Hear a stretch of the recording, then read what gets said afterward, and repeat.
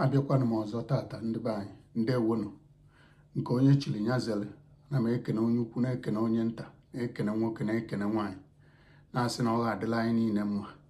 Ibe nji maka ya bịa tata bụ ka m kọwapụta na afọ anyị na-aza na enwere ibe anyị ji azara ya na afọ anyị niile nwere nkọwapụta. O nwere ibe ndị obodo oyibo na-akpọ meaning. Okwu a na-agara ndị be anyị amụcha na mba niile anara aghọtacha Igbo ya na ndị amụkwala n'ụlọ akọwara ala ịghọtago.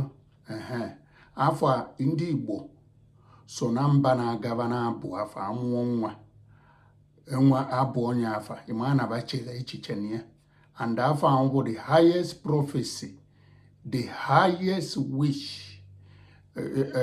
nna na nne na-enye nwa ịghọtago. Mgbe gboo sef mmadụ na-enwecha abụ ịnọ maka abịa ma grandparents abụọ nkebe, and onye ọbụla bụ onye nwa afa o nwere ebe ha bụ n'obi were abụ afa anyanwụ afa bụ afa suppose ị na-edu eji were ekwu n'ala Igbo na afọ onye na-edue onye ka nsị ka m bịa ka m kọwapụta ịghọtago. Nyanwa afa ụfọdụ n'ime anyị na-aghọta ya n'ọjọọ afa, mana enwe deep meaning, enwere mkpọrọgwụ nghọta n'ime afọ ọbụla a na-abụ mmadụ ịghọtago.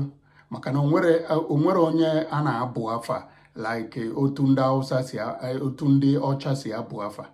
Ụfọdụ na-abụ ana, ụfọdụ na-abụ ibe na osisi magolo ụmụ ibe nwere nkọwapụta. Mana n'Igbo be anyị nwere aba anyị nwere nkọwapụta ịghọtago.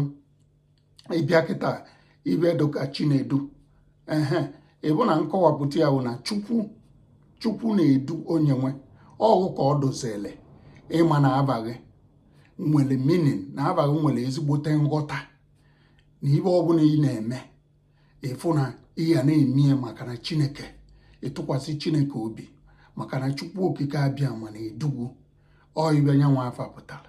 Emechiela mmemme series ya mmemme nkọwapụta afa na videos ịghọtago ka ndị amara wee mụta.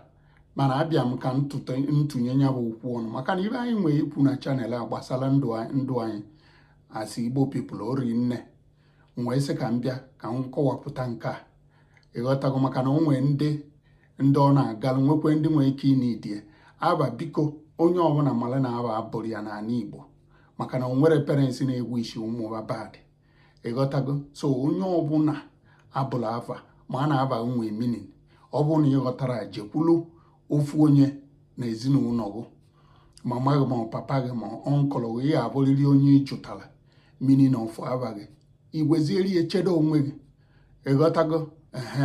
Ịbịa ilaike mụnwa na onwe m kịta aba m a na-aga ibe mekete nchetara aba m anwụ mgbekwere ya wee na-epush ịghọtago. Maka na ama m na Chineke na Chukwu okike abịa manụ na ndụ m otu ahụ ka o si wee dị. Biko onye na-eje ya na-echeta abịa nye were abịa wee na-aga ịghọta. Maka na o so n'ofu iwe ga na-edu anyị otu anyị si wee kweta n'ala Igbo na afọ onye na-edu ya. Onye ka nsị ka m bịa ka nkọwa onye agwalụkwe agwakwu ya ọzọ. Biko tụsa na ozi ya ịghọtago. Na nke unu bụ ịtụsa atụsa, nke m bụ ikwu ekwu. Onye nwe ajụjụ ya jee tụnyere anyị aka na side comment section ka anyị nwee ike ịtụkọ isi ọnụ.